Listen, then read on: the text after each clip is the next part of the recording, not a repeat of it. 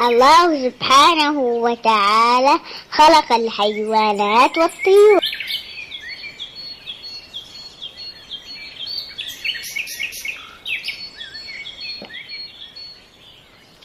ورسول صلى الله عليه وسلم أوصانا برفق الحيوانات.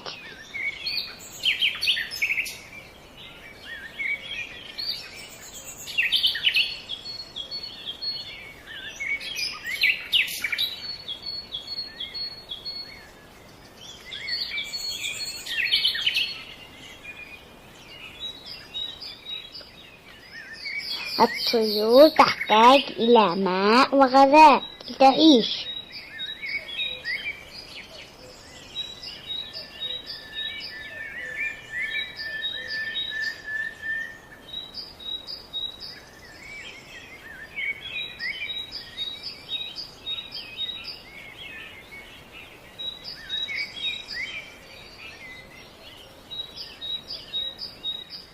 لذلك أنا أعطي ماء وغذاء الطيور.